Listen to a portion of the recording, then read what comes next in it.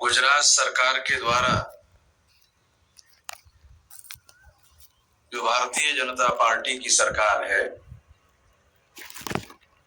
इस सरकार के द्वारा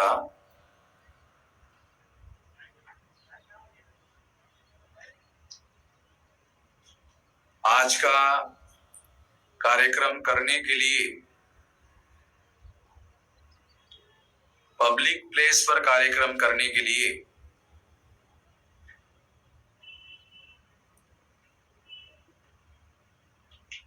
सरकार ने सर्कुलर निकालकर आदेश निकालकर पाबंदी लगाई।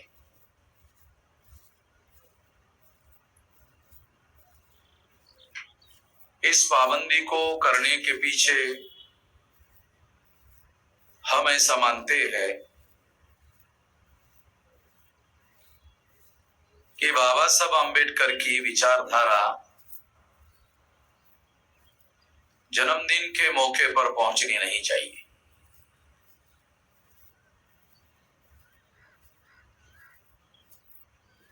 ये खास तौर पर भारतीय जनता पार्टी का इस आदेश को निकालने के पीछे मकसद है।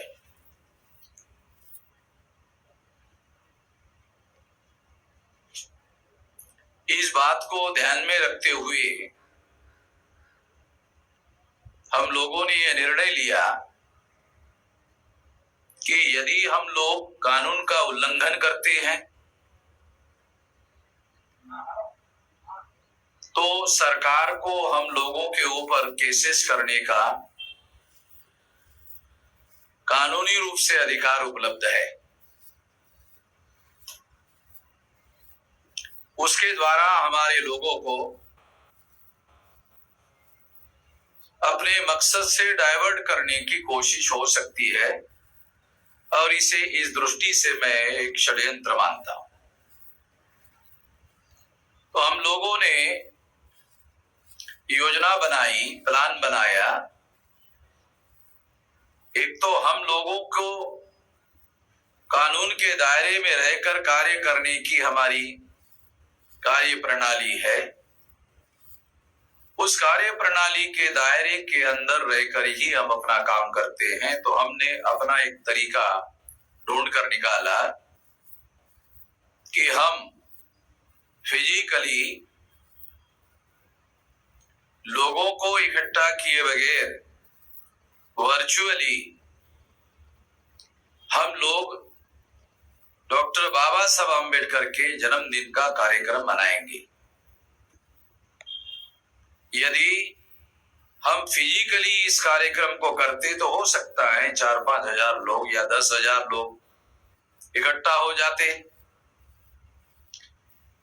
मगर आज जो कार्यक्रम वर्चुअली हम लोग कच्छ में गांधीधाम में कर रहे हैं और गांधीधाम और कच्छ के लोगों के लिए गर्व और गौरव की बात यह है कि 14 अप्रैल का दिन आज तक हम लोगों ने गांधीधाम या कच्छ के लोगों के लिए ये कार्यक्रम इसके पहले हम लोग करते रहे। आज पहली बार वर्चुअली जब हम इस कार्यक्रम को कर रहे हैं तो इसे सोशल मीडिया के द्वारा, यूट्यूब के द्वारा, फेसबुक के द्वारा ये ऑल इंडिया में और इंडिया के बाहर इसको देखा जा रहा है, इसको सुना जा रहा है। तो हम कह सकते हैं कि 4-5 हजार या 10,000 लोग फिजिकली इकट्ठा होकर इसको देखते और सुनते, इसके बजाय कई लाख लोग जो है यूट्यूब के द्वारा, सोशल मीडिया के द्वारा सारे देश भर में इस कार्यक्रम को देख रहे हैं, सुन रहे हैं और इसके माध्यम से हमने बाबा साहब आम्बेडकर की विचारधारा को रोकने वाले जो लोग हैं, भाजपा शासित जो राज्य है बीजेपी का गुजरात, उन्होंने इस विचारधारा को जन जन तक पहुंचने के लिए जो रोक लगाने की कोशिश की थी, उस कोशिश को हमने इस तरीके से विफल कर दिया है। उनका इरादा जो था कि बाबा साहब अम्बेडकर की विचारधारा देश भर में या कच्छ के लोगों को नहीं पहुंचनी चाहिए, ये जो उनका इरादा था, वो इरादा हम लोगों ने पूरी तरह से विफल कर दिया है, क्योंकि सारे देश भर के लोगों को ये आवाज हम लोग पहुंचा रहे। तो ऐसा पहुंचाकर हमने गुजरात सरकार का जो इरादा था, षड्यंत्र था कि बाबा साहब अम्बेडकर की विचारधारा लोगों तक नहीं पहुंचनी चाहिए, हमने इस मकसद को फेल कर दिया है, उनके इरादों को असफल कर दिया है और ज्यादा लोगों तक आवाज पहुंचाने में हम लोग कामयाब हुए हैं, ऐसा कहा जा सकता है। सारे देश और दुनिया में ये आवाज सुनी जा रही है आज के कार्यक्रम की। इस वजह से बहुत सारे लोगों को शायद गांधीधाम कहाँ है ये मालूम नहीं होगा, मगर आज गांधीधाम का नाम भी सारे देश और दुनिया में रोशन हो गया है। और यदि हम लोग गांधीधाम में फिजिकली ये कार्यक्रम करते तो केवल गांधीधाम के लोगों को गांधीधाम का नाम और बाबा साहब का नाम मालूम होता, उनका विचार मालूम होता, मगर वर्चुअल कार्यक्रम से हम लोग सारे देश में और दुनिया में इसको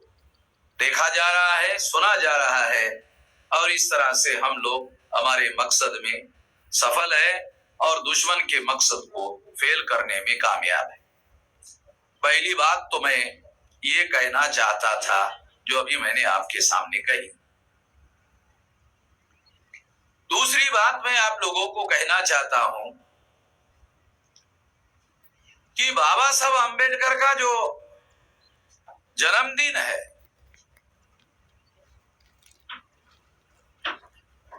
हम लोगों ने ये निर्णय किया कि बाबा साहब अम्बेडकर का जन्मदिन 1,01,000 सेंटर पर मनाया जाएगा। 1,01,000 सेंटर पर, यानी 101,000 जगह पर।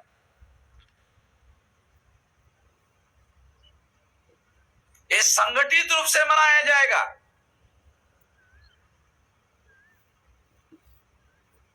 इसका मतलब ये नहीं है